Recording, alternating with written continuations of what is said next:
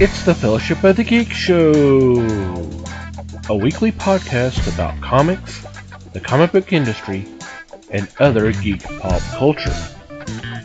Music courtesy of Mandy the Martyr.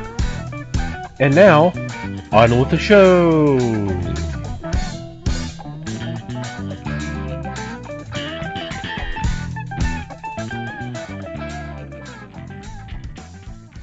Hey everybody, it's the Fellowship of the Geeks podcast. My name is Thomas Chick, and joining me for this episode is Mike Marlowe. Hey gang. Les Webster. Hello all. And Liz Newman. Hello everybody. How are you guys doing? Doing alright. Great. Okie doke. Okie doke. I hope everybody out there is doing okay. So what's been going on in your corner of the galaxy? Well, this week, it's kind of funny. I have been, actually, one funny thing is I've been watching a little more of the Doctor Who on Twitch because now that we're into Tom Baker, I'm starting to figure out why I liked him so much back in the day. He is definitely way more impish than any of the other three before him in terms of just in terms of personality. He's definitely he's a lot more fun.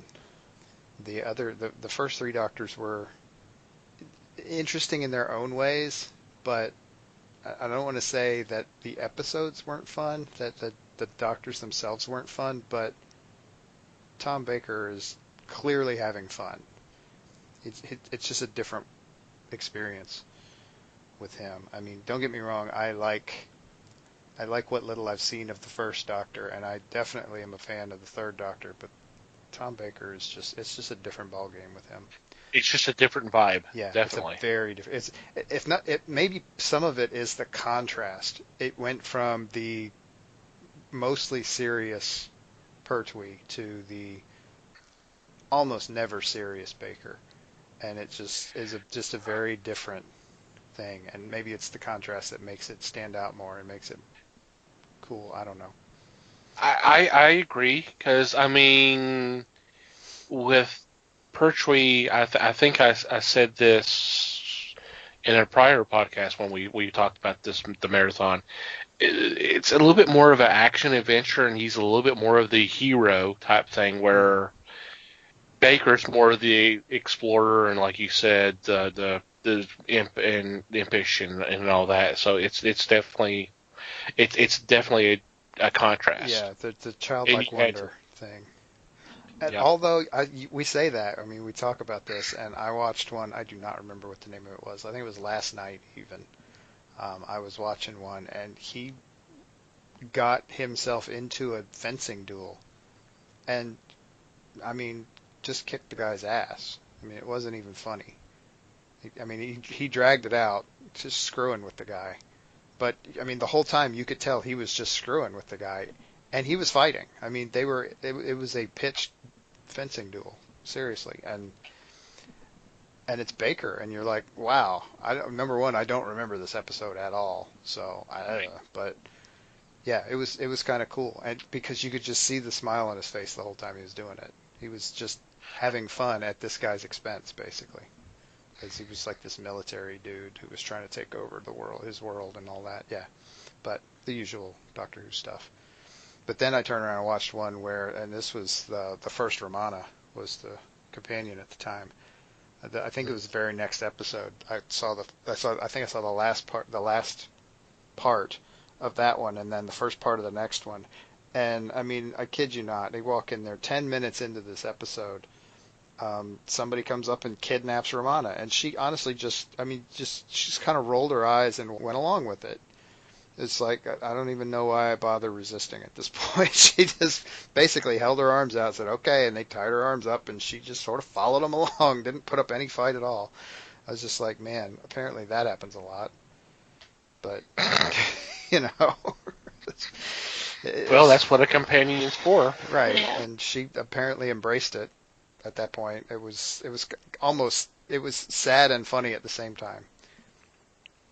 But anyway, part of the reason I'm talking about Doctor Who at this point is because I am actually reading some really cool and interesting stuff, but it's all for secret projects for the show, so I can't really talk about them. Mm-hmm. I got a couple of things I'm reading that are for the show, and I can't say anything yet. So there you go. Spoiler. I mean, not spoiler. That's the wrong word. Teaser. Teaser. A little bit of teaser. We got some interesting stuff coming up over the next couple of months. It's good, too. Mm-hmm. Okay. Next. I'll go ahead and say it since you already mentioned it. I am also reading those for our project that's coming up in the not too distant future, and I've been watching the Twitch marathon as well. So I'm basically been copying. Birds of a feather, huh?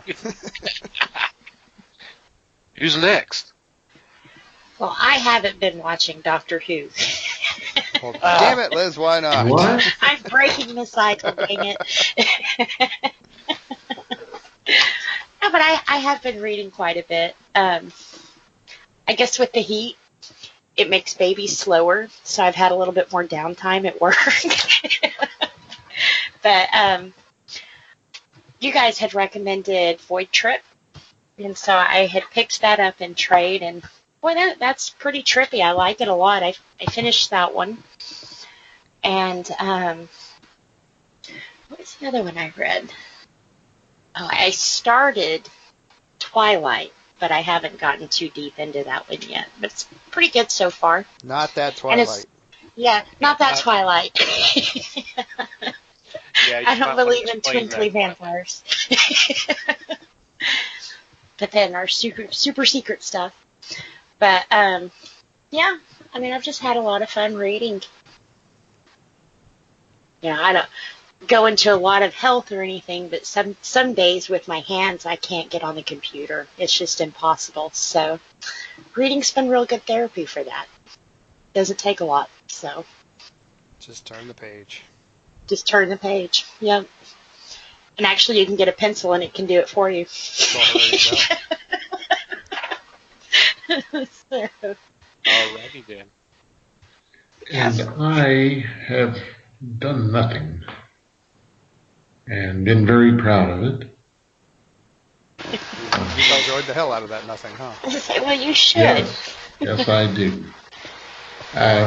It's just been a week of may catch up on something, probably won't. Just biding my time and hoping that something will come my way. So it's been quiet. Well, hopefully you've been working on that secret project. Yeah, right. What secret? No one told me about a secret project. What the? Guys, it's a secret. Oh. We were keeping it from Les, too. Now I'm about 2/3 of the way through the second book now, so it's been good. It's been I was good going to reading. say, I need to step up my reading game. Oh, I know. Oh, and I must say, the new series that the store got in, the Sitcomics, Oh yes. has been a great read. I'm Yes. very impressed. You've got Yes. a lot of humor in those books, and that's what really makes it jump. Yeah, I missed the name of that. What is it? It's Sitcoms is the publisher. It's headed by Darren Henry, who was one of the writers of Seinfeld, and he's done a lot of other stuff.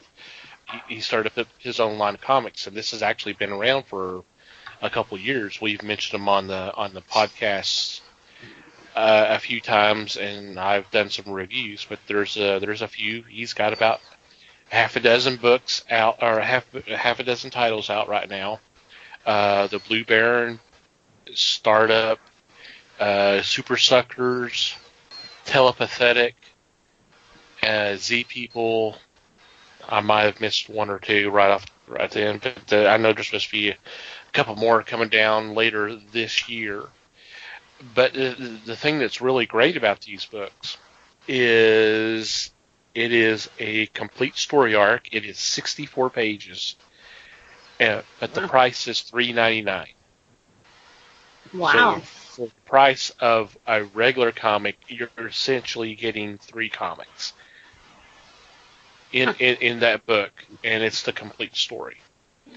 And the stories have been very entertaining. A lot of humor, action, adventure, and all that. And there's some great names that are tied to on the art side. Just on Blue Baron alone, you have Ron Friends and Sal Buscema. You've got Glenn Whitmore doing a lot of the coloring. You have Marshall Dillon doing the lettering on all the books, and that's just coming off the top of my head. You've got I believe it's Jeff Schultz doing the art for Super Suckers, and it's done in the House of Archie style. So, which of course, that's how I knew him before, was him doing Archie. So it's just a lot of really good names on here and a lot of good products. The problem is they're not in every store. And I'm going to turn to you in the audience. If this is something you're interested in, go to their website, www.sitcomics. That's SITCOMICS.net, and you can actually download. There's some comics that are available for free. It's only going to be about 22 issues, but it gives you a taste of what it's like. And then contact your local comic book store and see if they will start carrying it. Some do, some don't. Obviously, the store that I work at are now carrying them. So you should definitely check those out. Cool. That sounds cool. Yep. Alrighty. Before we get into this week's topics, I want to take a couple of moments to thank our sponsors, and that is the fine folks at Things from Another World for supporting the Fellowship. Right now, all they are running are their evergreen deals, but there's usually a deal for today, and you can find out more information about that if you go to our website, which is www.thefellowshipofthegeeks.net, and click on our sponsors tab. And there you will see the current deals that are running, and there may be one popping up here real soon because it's summertime. About time they'll probably do one for free shipping or some other awesome deal. But the ones that are running right now is 40% off comics, statues, toys, and merchandise. 30% off select pre-order manga titles, and 50% off Nick and Dent comics. And while you're on that page, you'll see those deals, and you'll see whatever current sales they may be running. But there will be links there as well. Just click on those links. That'll take you to their website and let them know that we sent you their way. And thank you, Things from Another World, for sponsoring the Fellowship. Okay. This week should be a little interesting. Have a little fun after our discussion from last week. I'm still hurting after that one, guys. Well, we're planning on going easy on you this week. I don't think this is going to take us 2 hours either. So Right. Let's hope it does.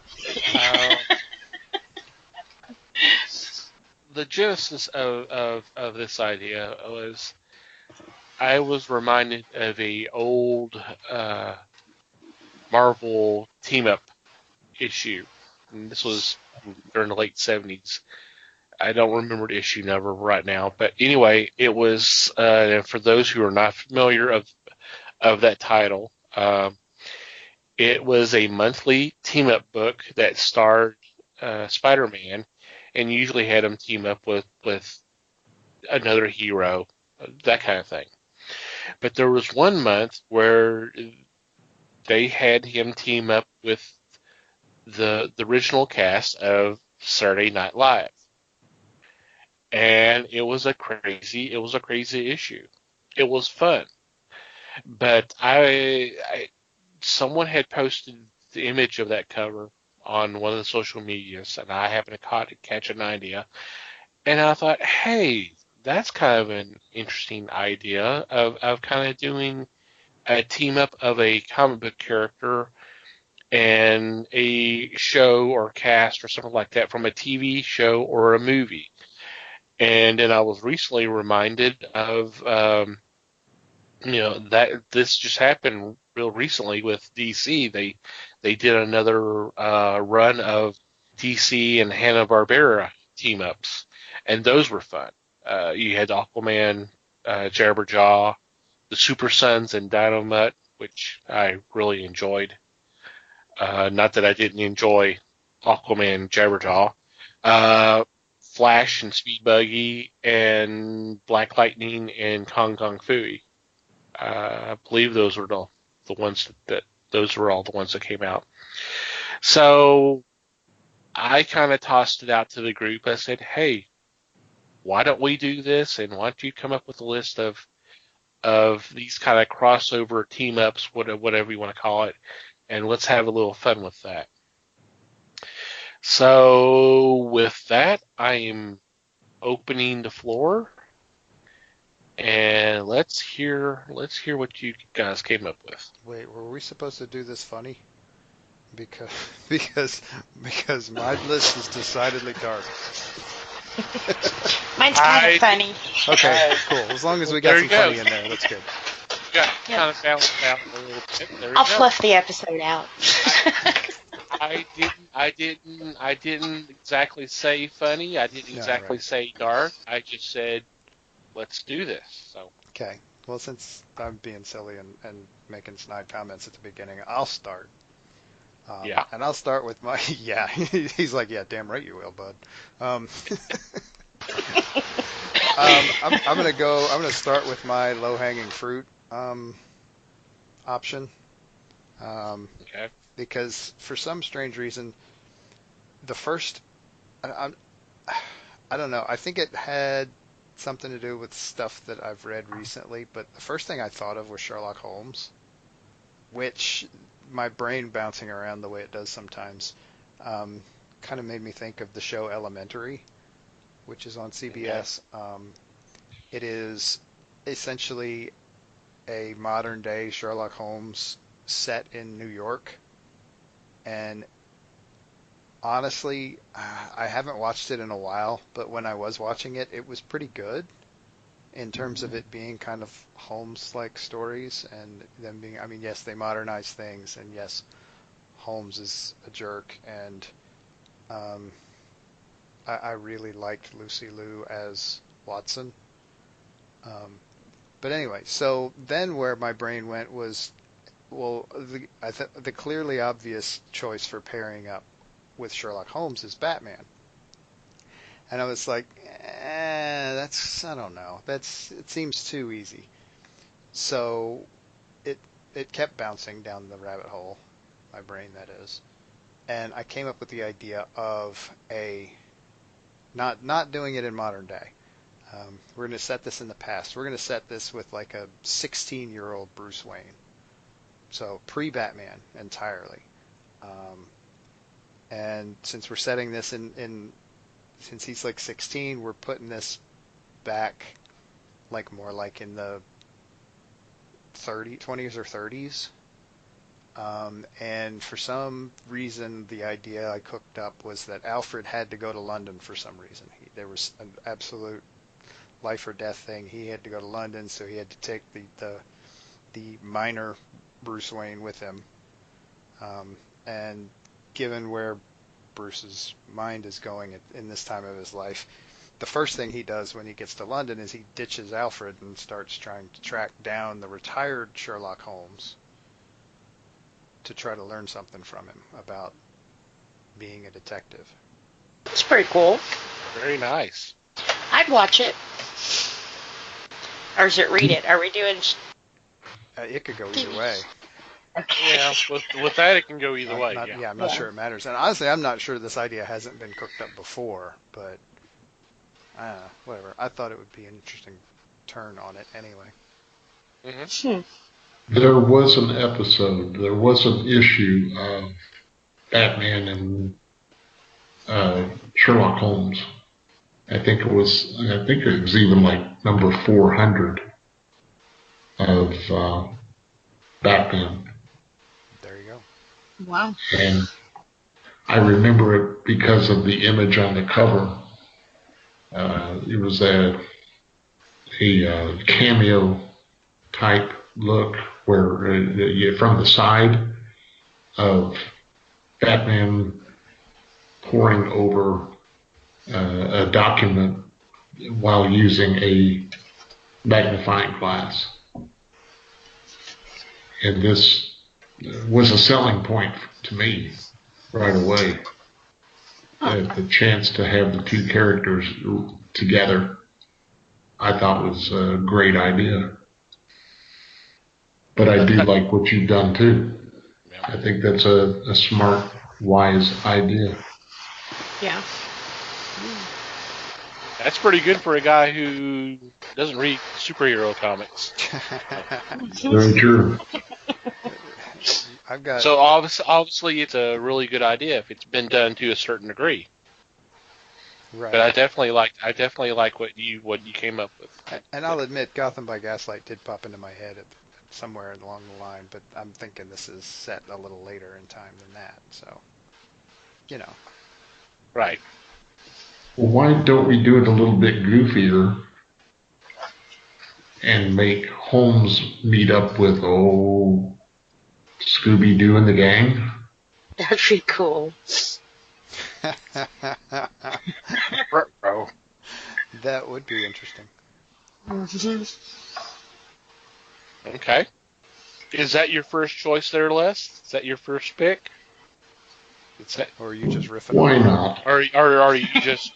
Right, sure. It's okay, we can riff on each other, so that's fine. That's fine. Okay. I want, rip on me, please. I Do said it. riff, not rip. Well, No, rip is what we did on poor Liz last week. Right. it all works. But for the record, I'd like to say again, I have nothing against Walmart.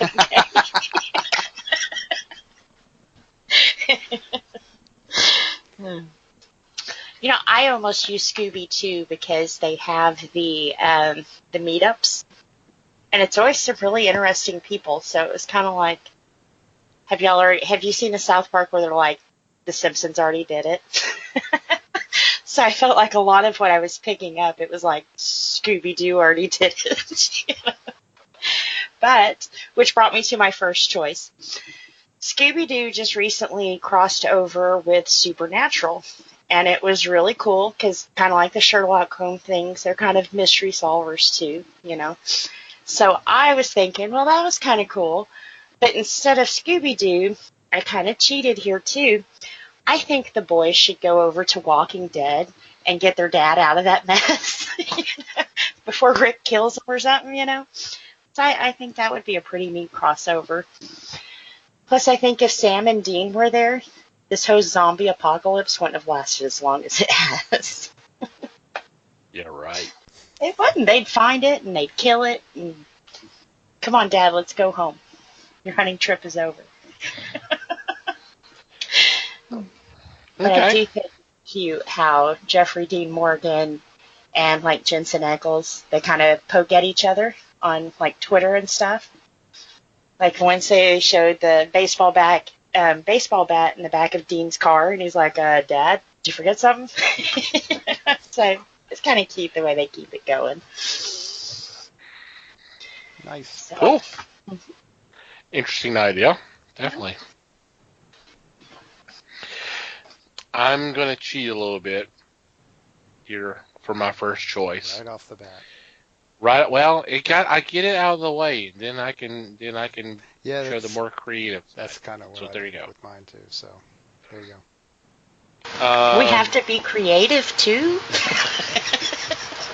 What the? I didn't get the memo. When I started thinking about this, I thought the first image popped in my head was a meme that came out a couple years ago. And I thought, oh, this would be great just for the chemistry of a couple characters. I would love for Batman to arrive in New York and investigate a crime and has to team up with Lenny Briscoe from Law and Order. I love Jerry Orbach. That was what made the show for me for all those years. And it's just these smart ass comments and just the kind of attitude that he throws out. And when I thought more about this, I kind of thought it's kind of like Detective Bullock from the Batman books, and then obviously the animated series, but it's not exactly the same. Except clever, right? Yeah. I could just the thing is I wasn't sure how if you have him kind of Dark Knight you kind of wonder you would have Laney make his comment, and then of course you have Batman turn and kind of look at him and kind of like what that and then just maybe some of the interaction between him and Jack McCoy. Jack McCoy was a big, stickler for the law. Of course, he's with an attorney, although he did skirt around a couple of times. But just I can't see him, being a supporter of a vigilante. So I could see some kind of butting heads that are kind of there too. But so basically a Batman Law and Order crossover, team up, whatever. They would run across Team Marvel, right? Being in New York, probably. Being in North. Yep. Could be. Mm-hmm. Or that could. That's pretty cool. That could be its own. Mm-hmm. And the meme that I referred to is you talk about something like in Gotham City. There are three groups. You've got the law, who are the police who enforce the crime, and then the lawyers, and then Batman.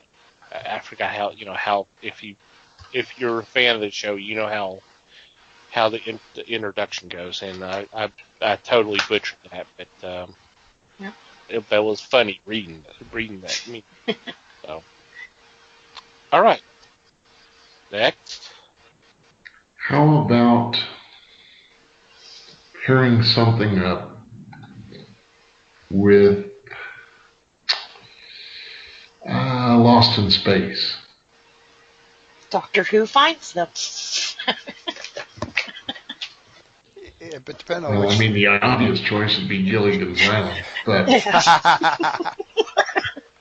big time. Yeah, the problem is. Do it.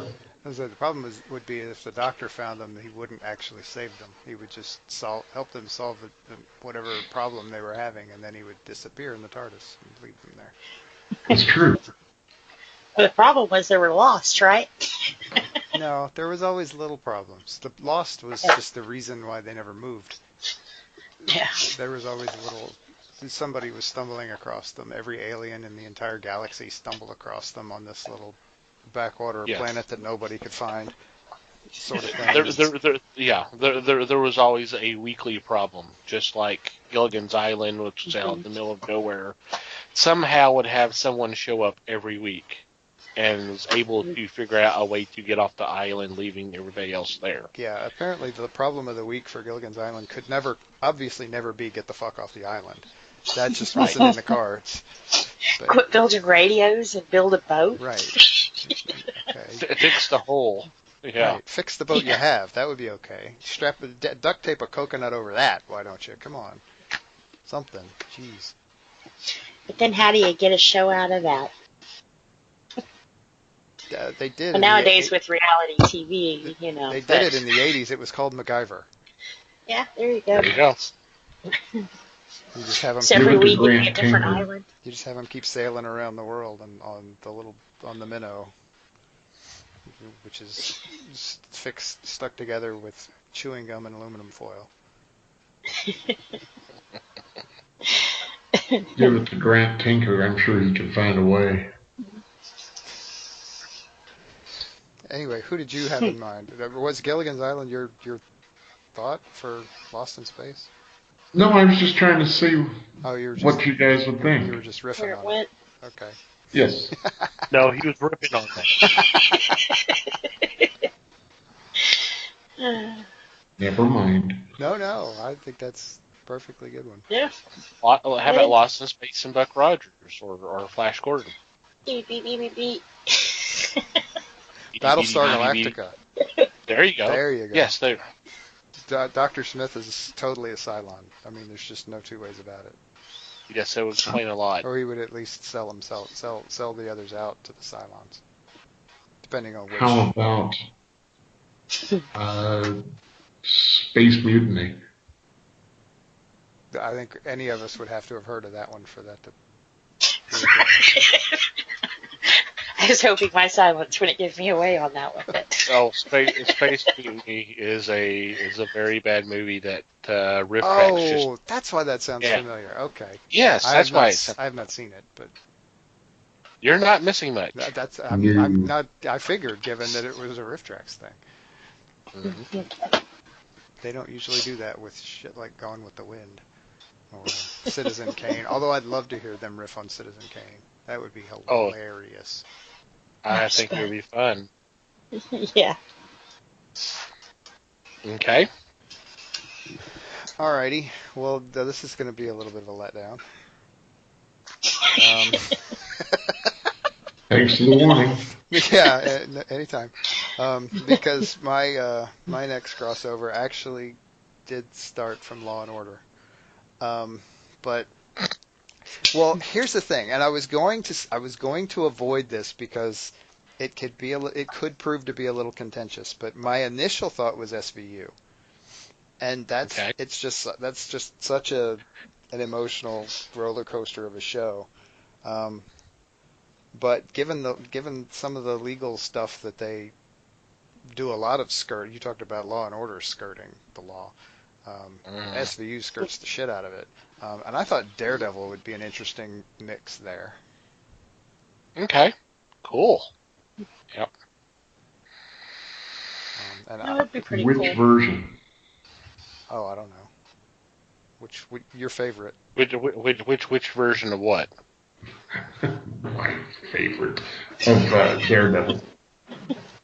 Yeah, I'm not super duper familiar with Daredevil, so I'll admit I have not watched the Netflix series, so I'm thinking more comics version, not necessarily like Affleck or anything.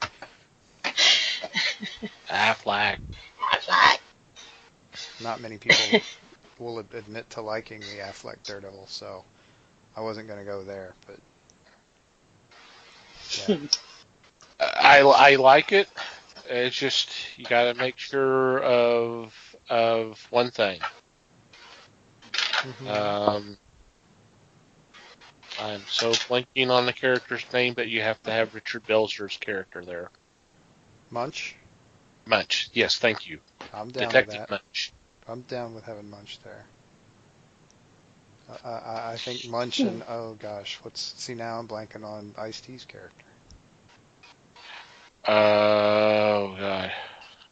I think those two and Daredevil would be awesome. Totola. Okay. I wasn't gonna come up with that one. I watched the show and I wouldn't have come up with that either. Thank you, Wikipedia. Yeah. Yes, indeed. Yeah, honestly, we should have had a Munch and Briscoe show. That would have been interesting, the two of them together. I would. That would have been fun. Damn. It would have been fun. Complete, It would have been a It's blast. complete missed opportunity now, but Yep. Oh yeah, definitely. Alrighty. Well, I was thinking about this one. There was an article where I think it's a museum, a Hollywood museum, has put a lot of collection pieces together. And they put some of the past Joker items from all of the different movies with the stuff from It, with Pennywise stuff. And I thought, wow, that would be a pretty interesting combo there, Pennywise with Joker. Would anybody be safe? Not really. Well, that'd be pretty neat. neat is probably not the word I would have used to describe that. That's flipping disturbing, is what that is. Right? Kind of makes me want to go to that museum and see, But yeah, I guess. Get a load of them. Pshaw. Holy cow. I thought my list was dark. Shit. Well, I didn't think that was too dark, but. Yeah. Okay. Not sure you've thought that through completely, but okay. Holy moly. Well, it was either that or throw Lobo on Sons of Anarchy, so I went with Pennywise and Joker. I'm not sure if that's an improvement.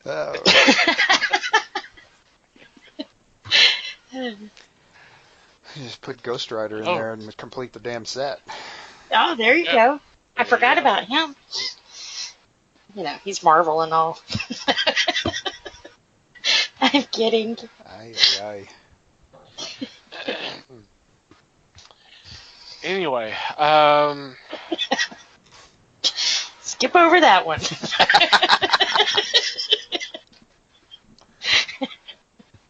another idea I had, I thought it would be kind of interesting because we would go from kind of two different directions. I would do Angel from Buffy the Vampire Slayer, easy for me to say, and Morbius the Living Vampire. I think that would be kind of an interesting kind of team up because, they're both vampires, but they didn't become vampires through the same means, and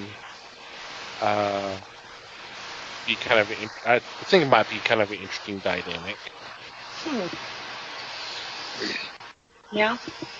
And Morbius is about to become a little bit more recognizable with a movie supposedly in the works. So. Interesting. But I've always liked the character. For those who are not familiar with him, Michael Morbius had developed this serum that was supposed to take care of his rare blood. It was like blood disease or something like that. And what it did was it gave him vampire-like abilities. So he's still but he's still alive. But he has all the abilities of a vampire, and he needs to feed on blood and that kind of stuff. So he was called Morbius the Living Vampire. And then again, I like Angel. Angel was kind of a cool character. I did. I liked his spin-off too. Vampire with a soul. Vampire with a soul.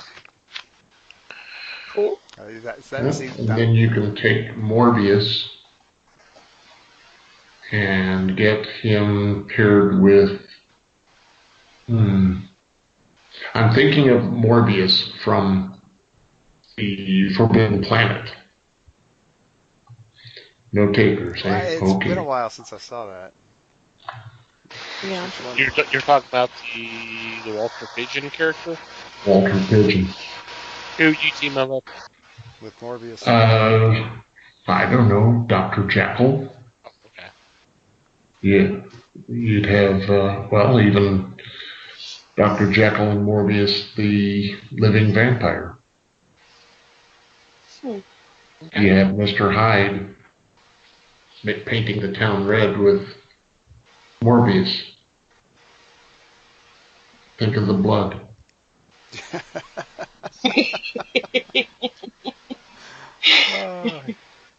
In case anybody hadn't picked up on that subtle reference, right?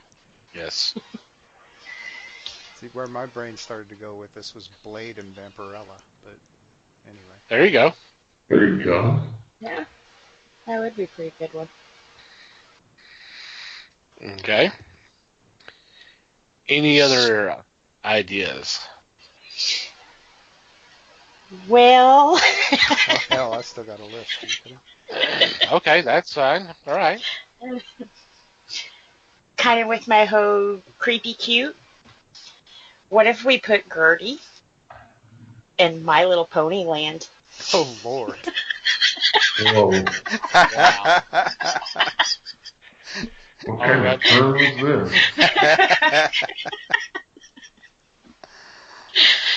Oh, wow. That'd be a I cute hate- story. I hate ponies. Yeah.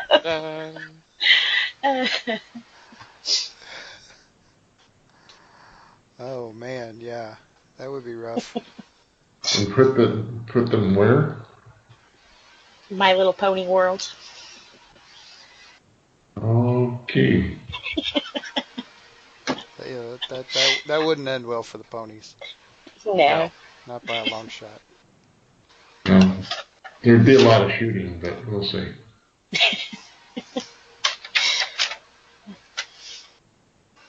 See, at first I was thinking like Norman on 90210, but then I figured out, no, that was Pretty Little Liars, wasn't it?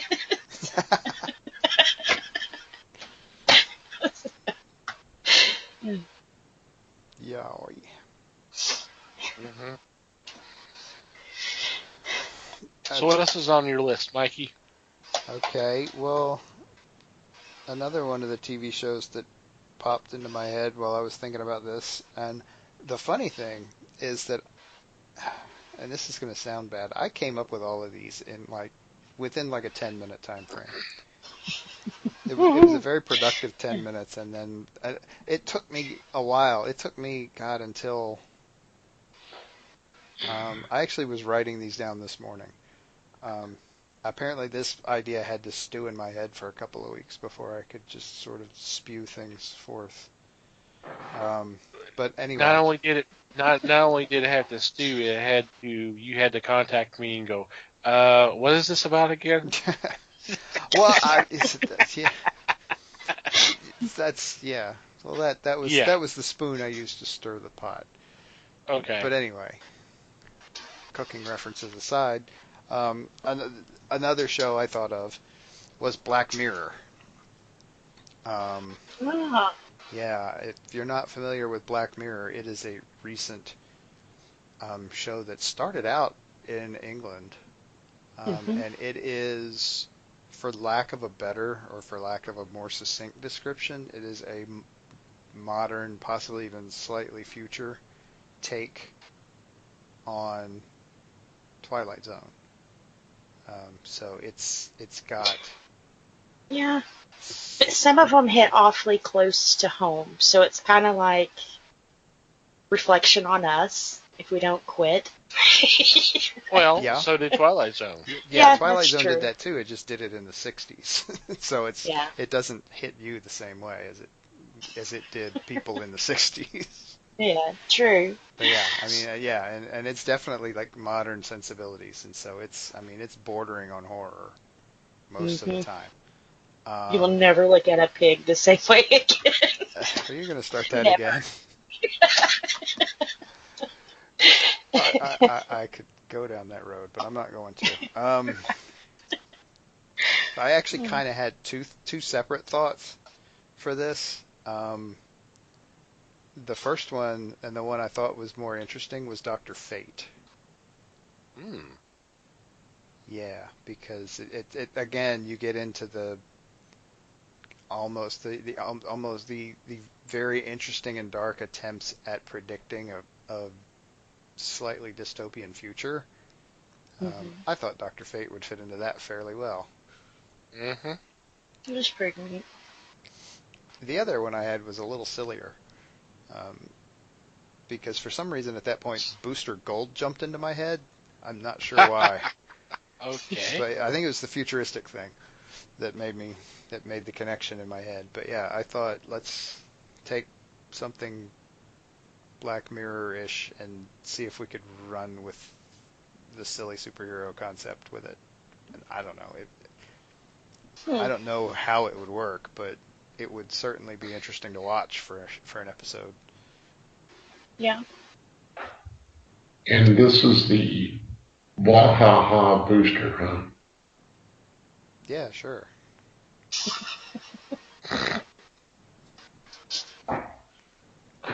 It would be the total attention whore, Booster Gold. That, yeah. I could just see weird, random, horrible stuff happening around him, and he's just like, yeah, but look at me. I don't know.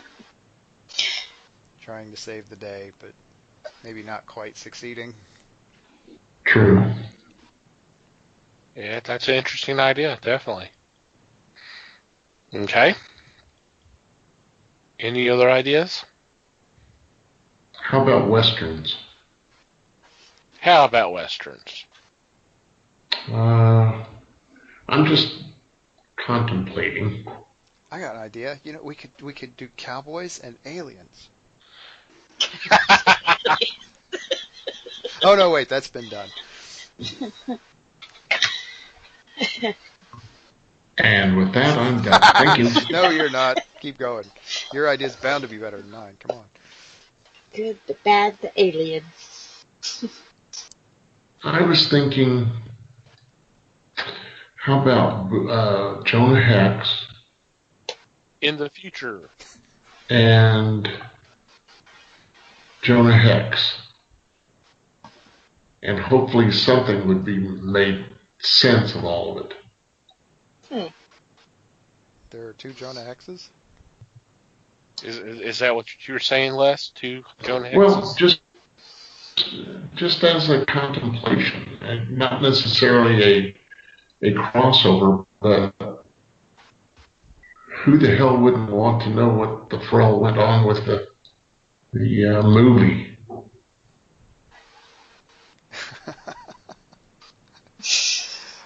So what you want is to take the Jonah Hex from the comic books that made sense and stick them in the movie that didn't? Yeah. To make him sort the mess out. Make him solve his own problems. Yeah. Gotta do better than what was out there on the screen. Didn't they have Jonah Hex on, was it Wyona Earp? I think it was. He was like one of the spirits she had to put back under. Okay. Yeah, new one on me. I never saw the show. Yeah. Not surprised. It was a pretty neat concept. If you like Wyatt Earp and like voodoo and witches. I liked it. See, maybe that's the answer to your problem there, Les. Is instead of watching the Jonah Hex movie, you should just watch something like Winona Earp. There you go. There you go. 2 seasons. Sit down and watch Silverado again. That's a thought. One that springs into my head we're talking about riffing on ideas. An interesting, or what I think would be an interesting idea, since we've currently got a Resident Alien series running. Uh-huh. How about Harry in a Western? Okay. Nice. I don't know why my mind jumped to Harry Potter. Not I that was thinking Harry. in the Western. Harry's the name of the guy in Resident Alien. Harry Potter and the Western wouldn't last long. Not long at all. as long as Bambi versus Godzilla. I was reading something online about how Harry Potter as a Western wouldn't really be that far off of what they had already. There wasn't really any detail involved in this. It was just kind of a general thought, but I mean, just take away the wand and turn it into a 6-shooter. And put cowboy hats on all of them, and it's not that far off. Well, if you had to tell your gun every time, shoot, shoot. Well, you pull the trigger. I mean, come on. But on a wand, you always had to speak something, didn't you? There'd be In Harry Potter, shoot Snape, shoot Snape. Or that in French, whatever that is. I think it was supposed to be Latin, but okay. Yeah, there you go. It's one of those. It's One of those that I can't speak. One of them fern tongues.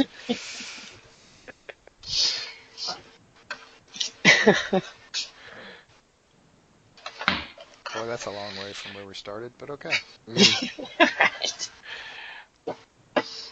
Well, I mean, there's worse things to say than that. I mean, you could say, I love peanut butter sandwiches. That would be what you used to do your magic. So. Yeah. That's my mantra. Not saying anything wrong with peanut butter sandwiches. I'm just saying that's kind of a weird. Or mantras, for that matter. Uh-huh. Peanut butter sandwiches are pretty good, really. Mm-hmm. Do you have another one, Tom? Yes, I do. This one's got a little backstory, because this is one that, I'll be honest, this is one that I would really love to actually write as a comic, but I can't because I don't own the rights to the character. So I could always do it as fan fiction, but I got too many other ideas for other stuff to do to actually sit down and do this. I would do Logan, Wolverine, and not really a team up, but actually a battle with Michael Myers from Halloween. And here's my thing, because I've always kind of, as longtime listeners know, I'm a fan of the Halloween franchise. I've always kind of played around with the idea of some of his abilities were mutant abilities, such as healing, fast healing, Yeah.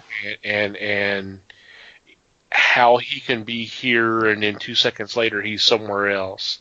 So that was kind of an idea I kind of played around with as possible writing a story.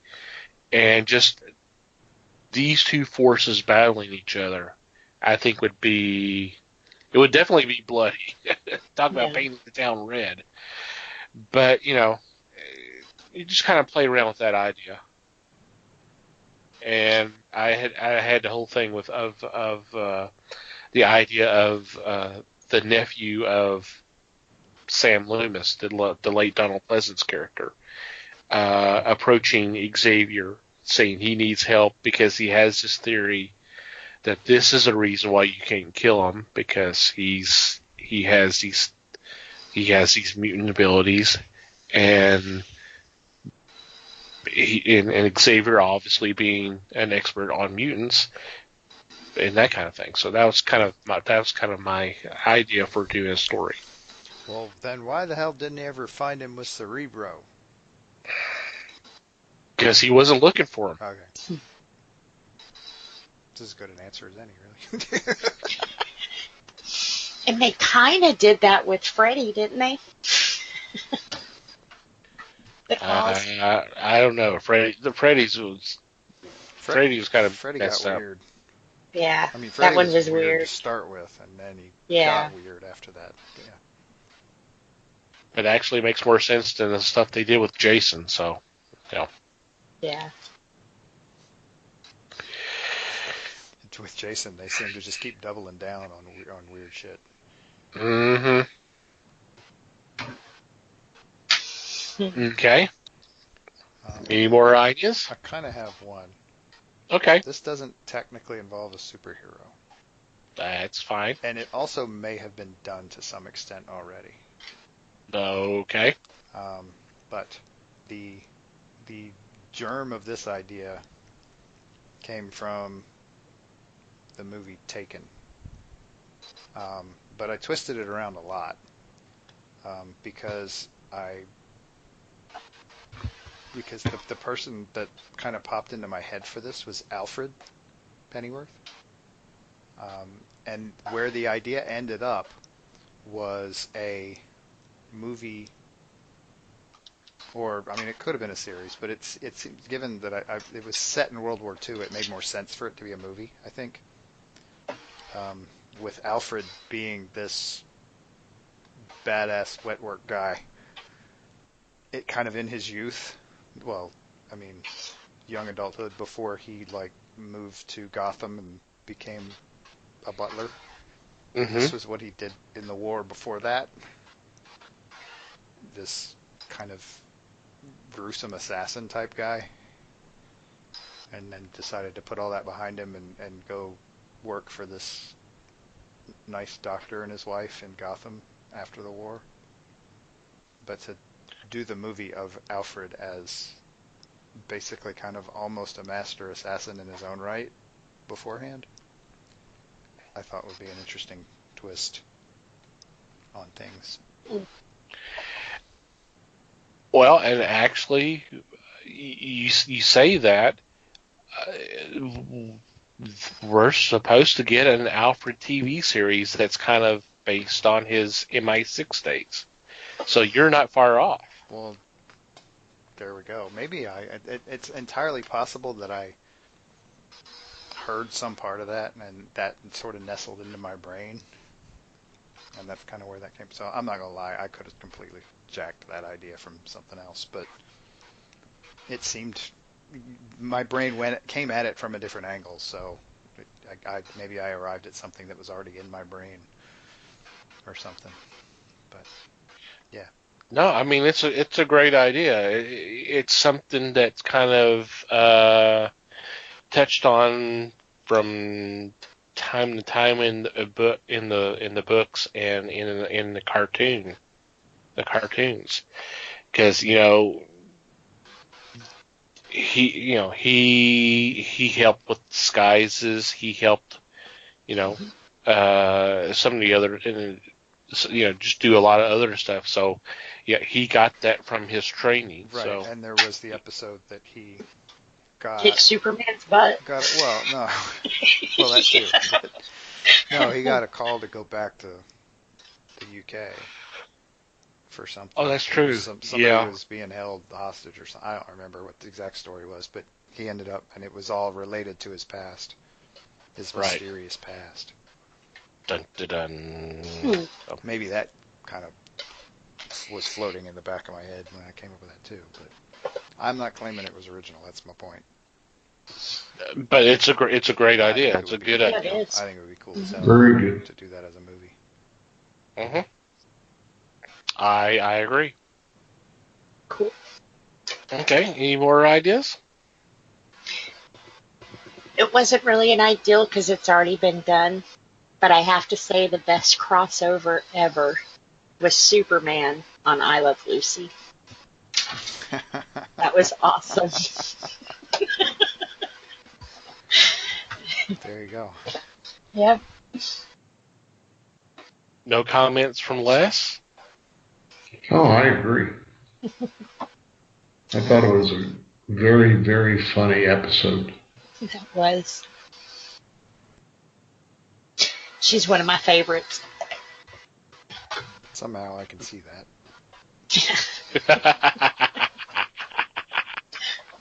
I'm a big collector, and I've got almost every single Barbie they've made of her. So, plus miscellaneous stuff. So it's not just Pops; it's Lucy stuff too. Mm-hmm. Good to know. Any other bits of kryptonite you want to tell us about? Yeah, really. No. Good answer. Hey, not anymore, no. Now that you said that. Since you put it that way.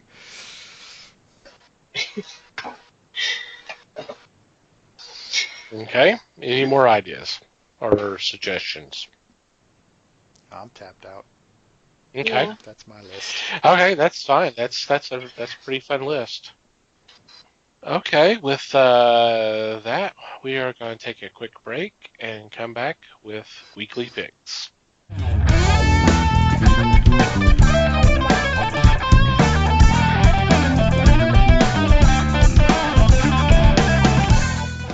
And we're back. It is time for our weekly picks, and this week I lead off. Yay.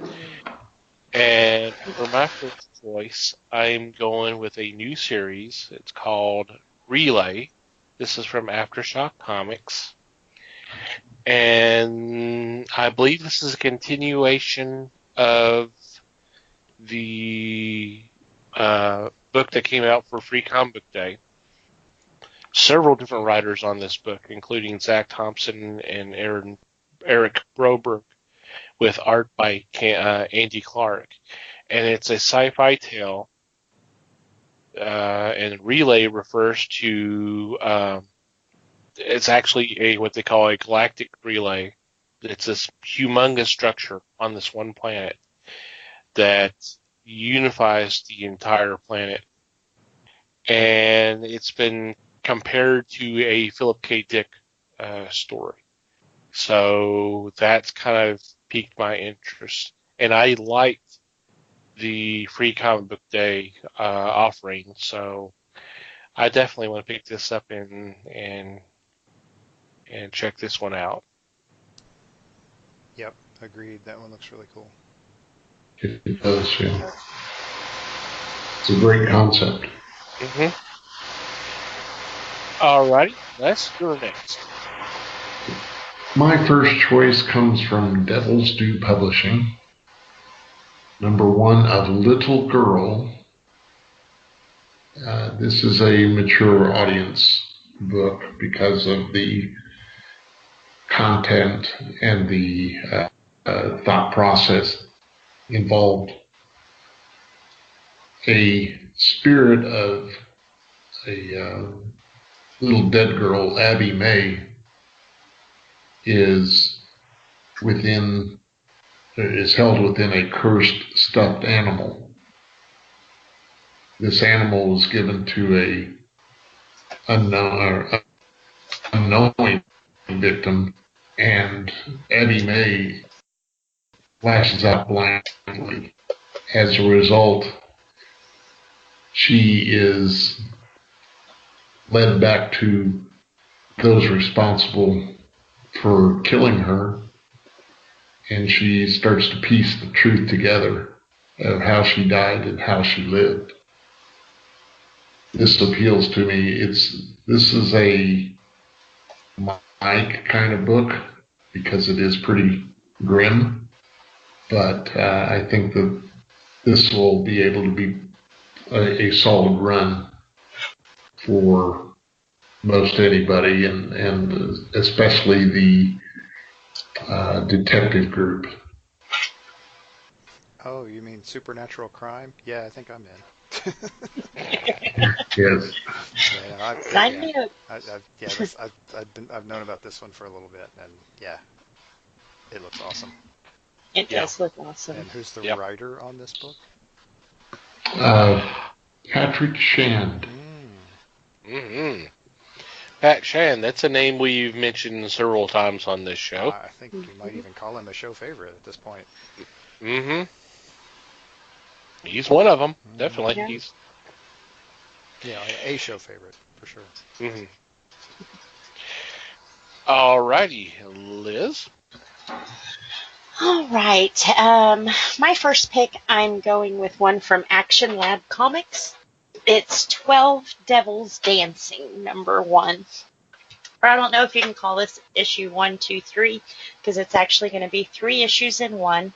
It looks like they're releasing it in 2 parts. They're short little, well, not a short little story, because 3 issues in one, you're going to get a lot of a story. But it's about a retired FBI agent, and one of his old, I guess, nemesis comes back to kind of taunt him. you're dying, and now I'm going to kill a bunch more people till you figure out who I am. So he teams up with a younger girl from college. Got to have the younger ones help you out to find this guy before he kills more of his victims and stuff. Now, they do have this one marked to be careful because there is a lot of strong language, nudity, and violence against women and children. So if that's not your cup of tea, then stay away. For me, kind of like the last one, this is going to be a real big crime solver kind of comic. So 2 issues, 12 Devils Dancing. Pick it up. Yeah, it sounds like this is part of their Danger Zone imprint. Yeah. What I was thinking. Cool. But yeah, Sounds interesting. This is another one that I've heard about a little, and I'm looking forward to. Yeah. Apparently, we're all just picking books for me this week. I mean, geez. Mm-hmm. Well, Mike, why don't you pick one for us? Okay, Yeah. I'll do that. Let's see. This is a Dynamite book, and Xena number 6 is coming out. And I'm gonna pick on this is actually I shouldn't do this. I'm not gonna name the website, but the website I've got it on has this listed as number 6 of 5. So clearly this is a series that was expected to be a very short run miniseries, and it's apparently going to continue, which is cool because it has really turned out that first arc was really good. It was very reminiscent of the series, the TV series, which a lot of people liked, so that's a good thing.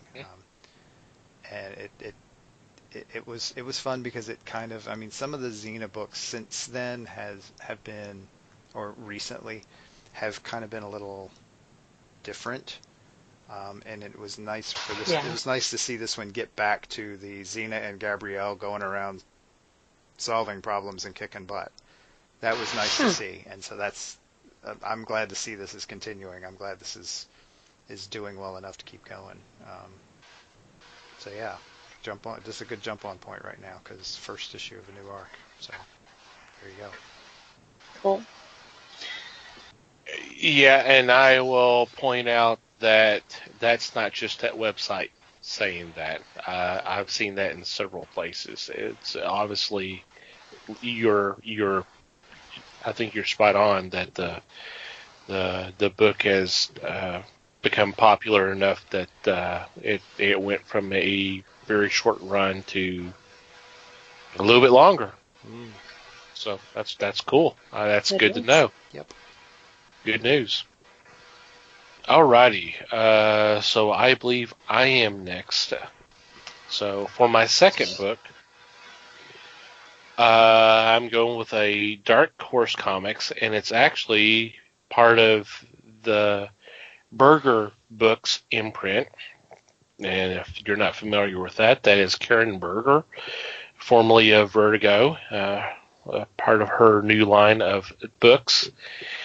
And it's She Could Fly, number 1. And it is a story about a disturbed 15-year-old girl who's become obsessed with a woman who she saw flying very high in the sky and at high speeds, and then dies in a mid-air explosion. So she's wanting to find out who this woman was and everything, and so it's kind of a interesting little tale, and it's written by Christopher Cantwell, who was the co-creator and showrunner of *Halt and Catch Fire*, which was a TV series on AMC. So this one has caught my attention, and I like the premise, and I'm very intrigued. I think I want to check it out. Cool. Yep. Sounds like a cool one to me. Mm-hmm. Another mystery. Another mystery. Hey, we seem to be doing a lot of those. Yeah, it's a mystery week. Can't figure out why though. It's That's a mystery the why mystery. we are looking at mysteries.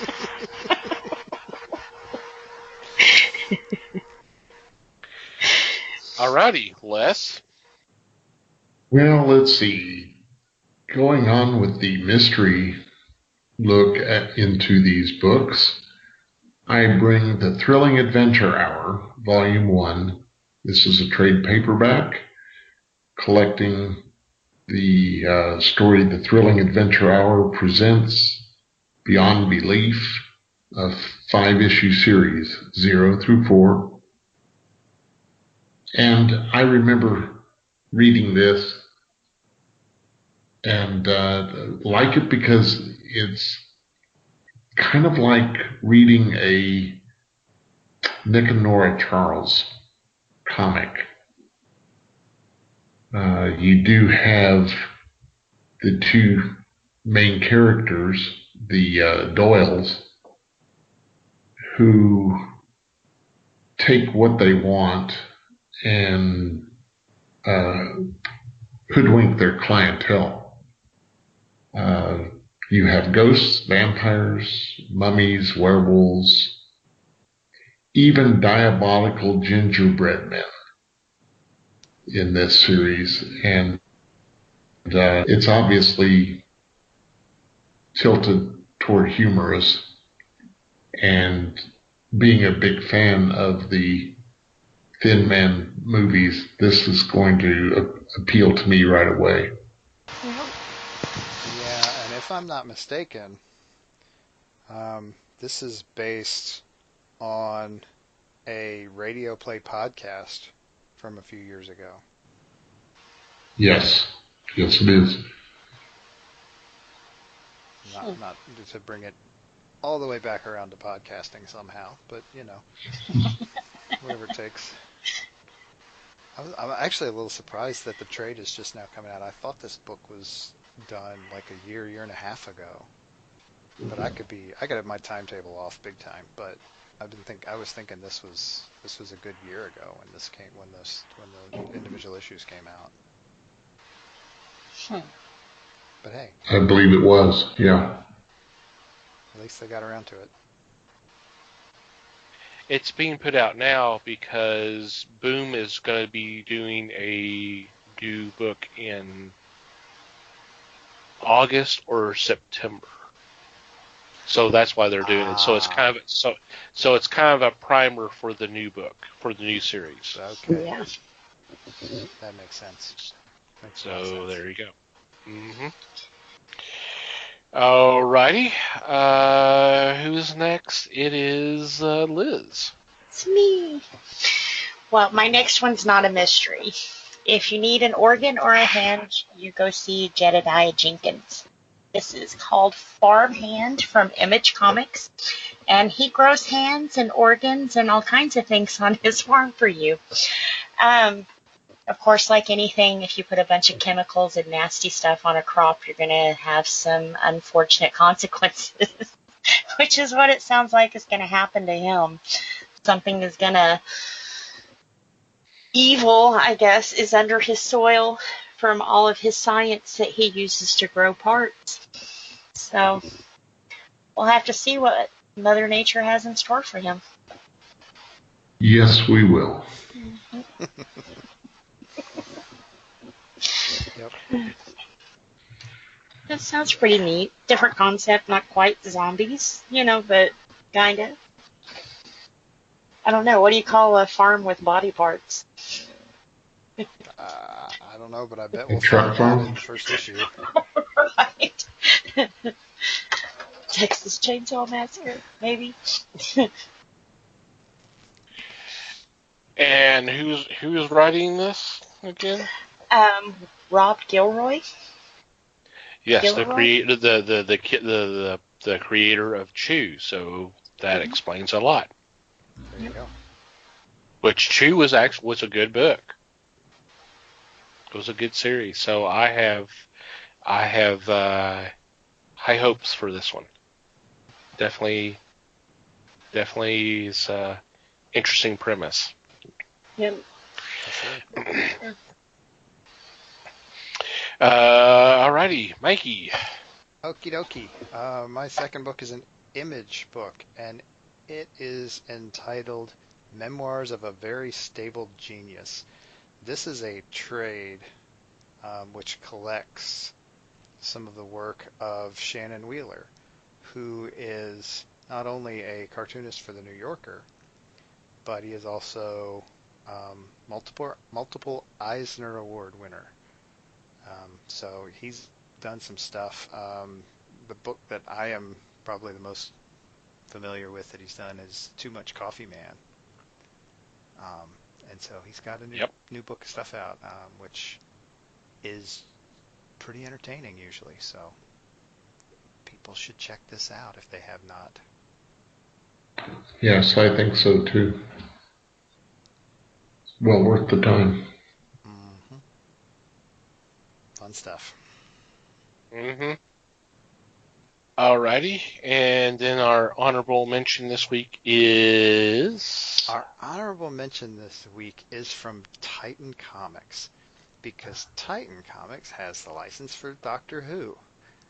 And according to Titan Comics, we are now on the road to the 13th Doctor. Dun-dun-dun. Yeah, isn't that cool? They are doing a series of 3 standalone stories featuring Doctors number 10, 11, and 12 to build up to number 13. And so this week, the first one with the 10th Doctor comes out. And, you know, there are a lot of us who are looking forward to the 13th Doctor, and I think this might be a really good way to kind of get ourselves prepped for that. And with all the Doctor Who, we've been talking about Doctor Who for a month now, and we'll probably keep doing it for another month while they're still running the reruns on Twitch. So it seemed like a good time to bring it up, and it's kind of perfect timing here. There you go. Sounds good to me. Alrighty. Any special shout-outs or mentions this week? At the risk of it seeming like I'm doing a lot of talking, I actually do have one. Okay. I think we would be remiss if we didn't mention the passing of Harlan Ellison. Oh, yeah. You would be hard-pressed to find a more polarizing figure in science fiction over the last 50 years than Harlan Ellison. Very true. You don't have to go far on the internet to find stories of him being, I will politely say, a hardcore curmudgeon. A lot of what you don't hear, though, are the stories of him being, well, number one, a brilliant science fiction writer, but also, number two, an amazing mentor of young writers along the way over his entire career.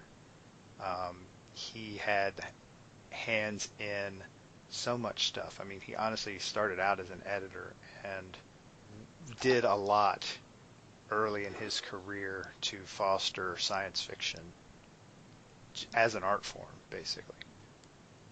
And then turned around over the years and contributed a lot of impressive stuff to it, and had his hands in all kinds of stuff. I mean, he wrote for the original Star Trek series, and he wrote for a lot of science fiction series all the way up through Babylon 5. He had a big hand in that. He was a story consultant for the entire series of that, and I want to say wrote 1 or 2 episodes, but I could be wrong on that.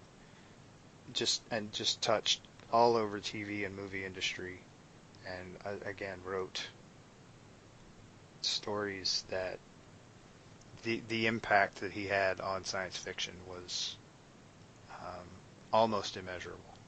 And so, as a science fiction fan, I for one will miss him and wish the best for his friends and family, all the people who worked with him and loved him over the years. And it's not just sci-fi that he affected. Now, be careful. He hated that term. Well, I understand. He was, He I hated understand. the term sci-fi. Right. When the news came down, if you were on social media and you followed anybody who is a comic book creator, they mention him very fondly, being an influence to them, whether it's a writer or an artist. If you follow someone's work in comics, they probably followed him. They probably followed Harlan Ellison. They were a fan. They loved his work. So, yeah, his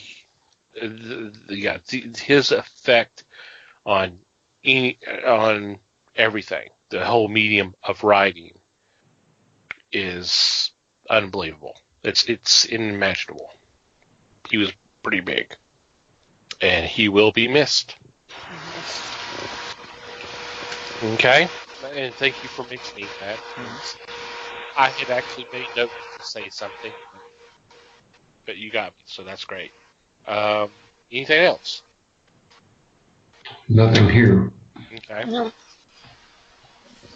That we'll go to our regular shout-outs. First off, to Manny the Martyr for supplying our show with the awesome music that you hear every week.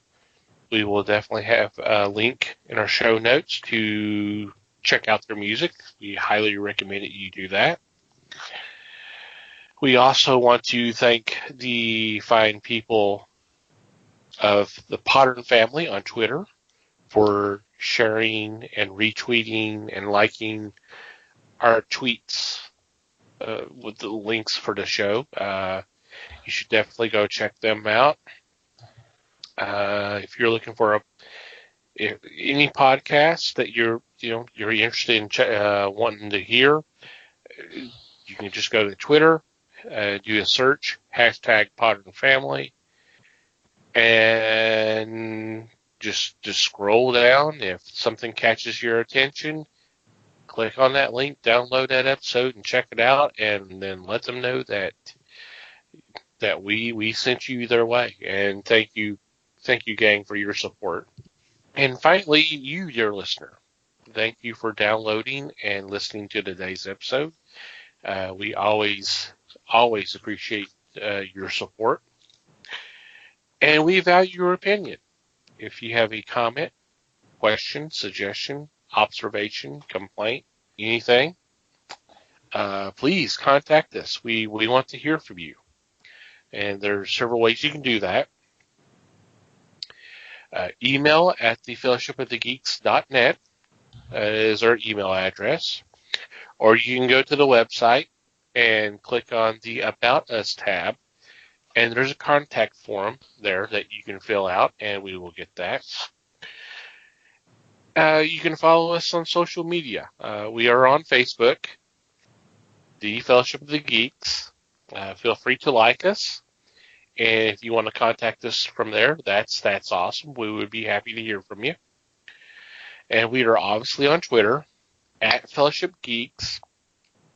Feel free to follow us there and contact us if you'd like. We would appreciate it. And if you'd like to follow our personal accounts, feel free to do that. Mike can be found at Mikey Geek. And Liz can be found at Newman_L. And I can be found at Tom TC Geek. Did I miss anything? Oh, well, I did.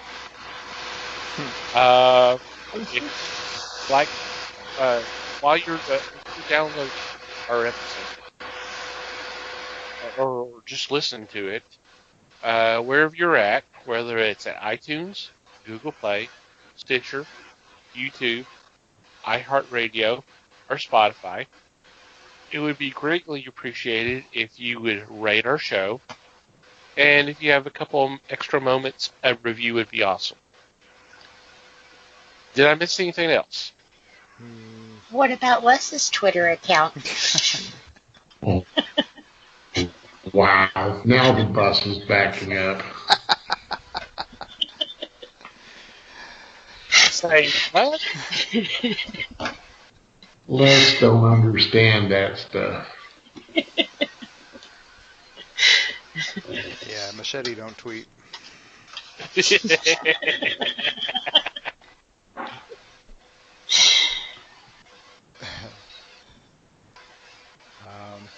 Yeah, so I think that covers it. And Okay. Yeah. So, any final thoughts before we say goodbye? just thanks everybody. Thank you, everyone. Thanks very much. Thank you for listening. We appreciate your support as always. And then until next time, read more comics and support your local stores.